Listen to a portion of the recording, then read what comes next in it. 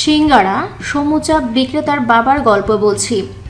ভারতের উত্তরাখণ্ড প্রদেশের ঋষিকেশ অঞ্চলে স্ত্রী, 2 মেয়ে আর 1 ছেলেকে নিয়েছিল তার সংসার। বড় মেয়ে যে কলেজে পড়তো তার সামনেই ছোট্ট একটি জায়গায় দাঁড়িয়ে সিঙ্গারা সমুচা বিক্রি করতেন দরিদ্র এই পিতা। মেয়ের কলেজের বন্ধুরা এটা নিয়ে মেয়েকে টিপ্পনি কাটত। কতদিন বড় মেয়ে কান্না লুকিয়ে বাড়ি ফিরেছে তার ইয়ত্তা নেই। আর্থিক সচ্ছলতা না থাকলেও এই পরিবারে একটি জিনিসের অভাব ছিল না, সেটি হলো সঙ্গীত। খেয়ে না খেয়ে পরিবারের 3 সন্তানই গানের চর্চা করত। বড় মেয়েটি তখনই কিছু কিছু মঞ্চ অনুষ্ঠানে গান গাইতে শুরু করে দিয়েছে। সবাই তার গান শুনে বলতো, দেখো ঋষিকেশ, তোমার মেয়ে একদিন অনেক বড় সঙ্গীত শিল্পী হবে। এসব শুনে মনে মনে স্বপ্ন দেখতে থাকেন দরিদ্র পিতা। ছেলে মেয়েদের ভবিষ্যতের কথা ভেবে এরপর পরিবারটি দিল্লি চলে গেল। দিল্লি গিয়ে পরিবারটি আরও অভাবে পড়ল। বাধ্য হয়ে বড় 2 ভাই বোন দিল্লির পাড়ায় পাড়ায় জাগরণের গান গাইতে শুরু করল। ছোট্ট মেয়ের বয়স তখন 4। তখন সেও জাগরণের গানে যোগ দিল।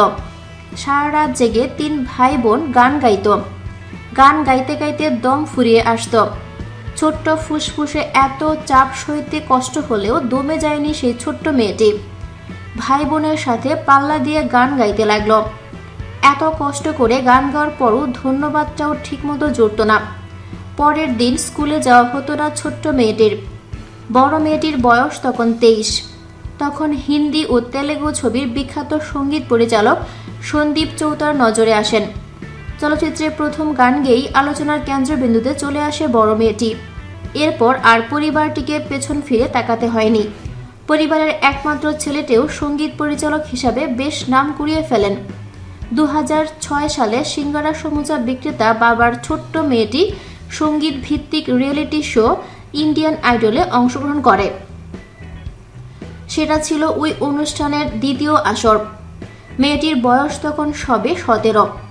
মঞ্চে একের পর এক বিখ্যাত গানগুলো অবিকৃত সুরে গিয়ে তাক লাগিয়ে দেয় ছোট্ট মেয়েটি।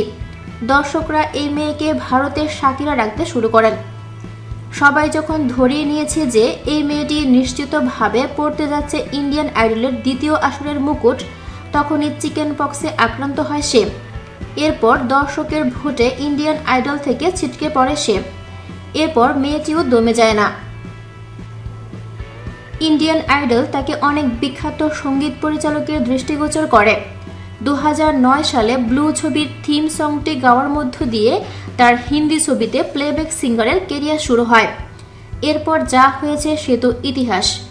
সিঙ্গারা সমুচা বিক্রেতা বাবার পুরো নাম ঋষিকেশ কাক্কর, তার স্ত্রীর নাম নীতি কাক্কর। বড় মেয়ে সোনু কাক্কর তার প্রথম প্লেব্যাক দম নামের হিন্দি ছবিতে বাবুজি গানটি গেয়ে হিন্দি চলচ্চিত্রের দর্শক শ্রোতাদের মাত করে দেয়। একমাত্র ছেলে টনি কাক্কর বিখ্যাত সঙ্গীত পরিচালক এবং সঙ্গীত শিল্পী।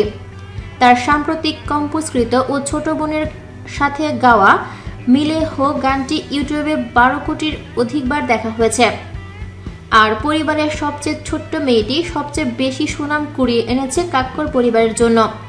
ছোট্ট মেয়েটির নাম নেহা কাক্কর, ভারতের বর্তমান ফিমেল সিঙ্গার সেন্সেশন। 2006 সালে ইন্ডিয়ান আইডলের আসর থেকে দর্শকের ভোটে ছিটকে পড়া এই সঙ্গীত শিল্পী ভারতের আরেক বিখ্যাত সঙ্গীত বিষয়ক রিয়েলিটি শো সারেগামাপা চলতি সিজন 6 এর বিচারকের দায়িত্ব পালন করেছে। সমুচা বিক্রেতা বাবা যে কিনা সন্তানদের দুবেলা খাবার জোগাড় করতে গিয়ে হিমশিম খেতেন, তার 3 সন্তানই এখন ভারত সহ বিশ্ব মাতাচ্ছে। এজন্য বলে মানুষ তার স্বপ্নের চেয়েও বড়। থ্যাঙ্কস ফর ওয়াচিং ভিডিওটি ভালো লাগলে লাইক প্রেস করুন এবং শেয়ার করে সবাইকে দেখার সুযোগ দিন। পরবর্তী আপলোড পেতে চ্যানেলটি সাবস্ক্রাইব করে আমাদের সাথে থাকুন। ধন্যবাদ।